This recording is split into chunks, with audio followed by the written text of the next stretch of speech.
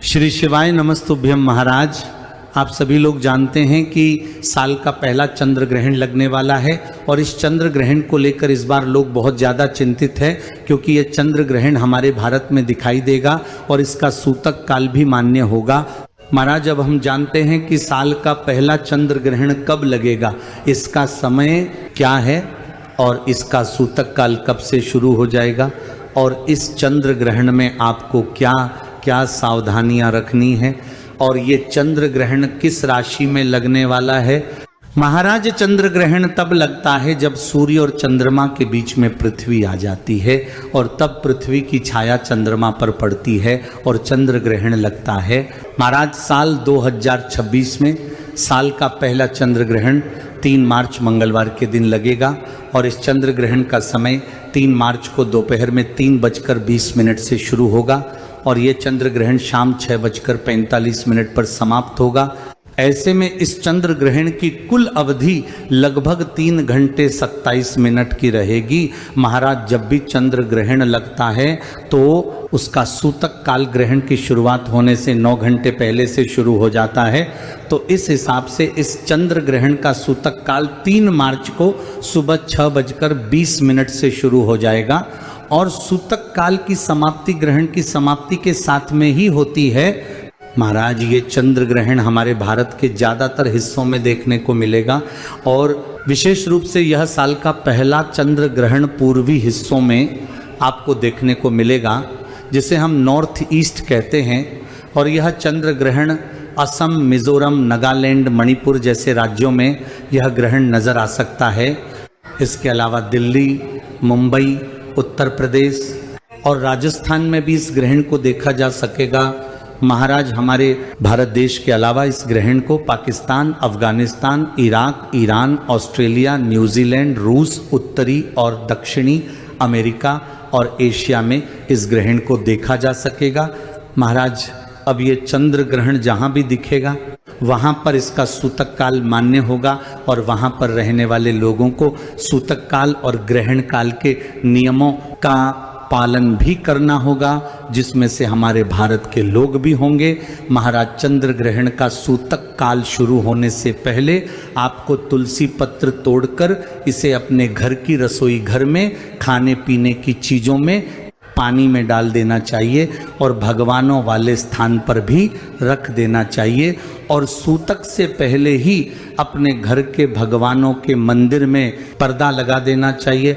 महाराज, इसके बाद में सूतक काल में हमें कैंची, छुरी, सुई जैसी चीज़ों का प्रयोग नहीं करना चाहिए और इस समय खाना भी नहीं बनना चाहिए और ना खाना चाहिए। इस नियम का पालन गर्भवती माता को विशेष रूप से करना चाहिए। महाराज, इसके अलावा चंद्र ग्रहण के समय किसी को भी घर से बाहर नहीं निकलना चाहिए। हालांकि जब ये चंद्र ग्रहण शुरू होगा उस समय हमारे भारत में दिन होगा तो चंद्रमा नहीं दिखाई देगा। महाराज, भारत में यह चंद्र ग्रहण शाम को चंद्रोदय के बाद ही दिखाई देगा और हमारे भारत में 3 मार्च को चंद्रोदय का समय शाम 6:30 का रहेगा।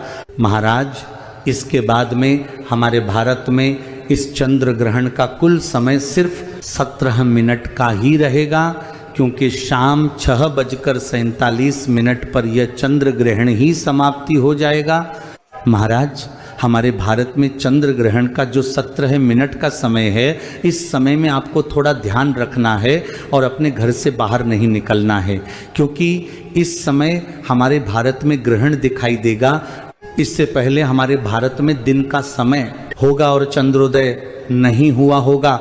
महाराज, गर्भवती माता बहनों को ग्रहण और सूतक काल से पहले ही अपने पेट पर गेरू लगा लेना चाहिए या चंदन की 3 लाइन खींच लेना चाहिए। इससे सूतक काल और ग्रहण काल में आपके बच्चे पर ग्रहण का कोई असर नहीं होता है। महाराज, सूतक काल में भले आप लोग किसी नियम का पालन करो या ना करो, पर ग्रहण काल के दौरान आपको चंद्र ग्रहण के सभी नियमों का पालन जरूर करना चाहिए।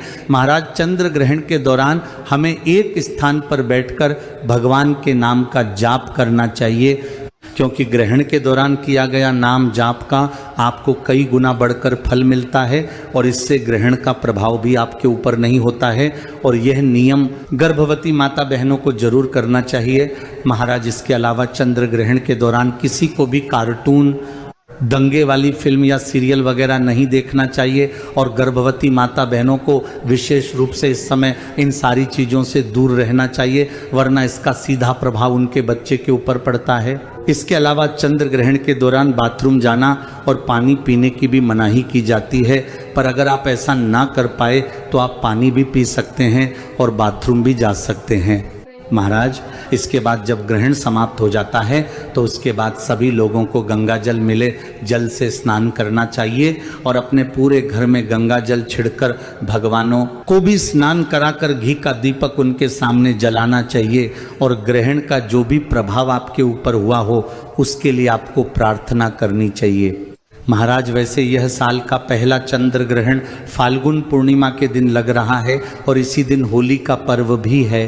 इस बार होली के दिन चंद्र ग्रहण होने की वजह से इस बार होली का पर्व 3 मार्च को नहीं बल्कि 4 मार्च को मनाया जाएगा और इस बार यह फाल्गुन पूर्णिमा 2 दिनों की है, जिसमें 2 मार्च की शाम से पूर्णिमा तिथि आ रही है और 3 मार्च की शाम तक रहने वाली है। नियमों के हिसाब से 2 मार्च को होलिका दहन होना था, पर इस समय भद्रा काल रहेगी और इसका वास पृथ्वी लोक पर ही रहेगा। इस वजह से होलिका दहन इस बार कई जगहों पर 2 मार्च को शाम के समय किया जाएगा, कुछ जगहों पर मध्य रात्रि में 1 से 2 बजे के बीच किया जाएगा और कुछ जगहों पर 3 मार्च को ग्रहण सूतक और भद्रा की समाप्ति के बाद ही किया जाएगा।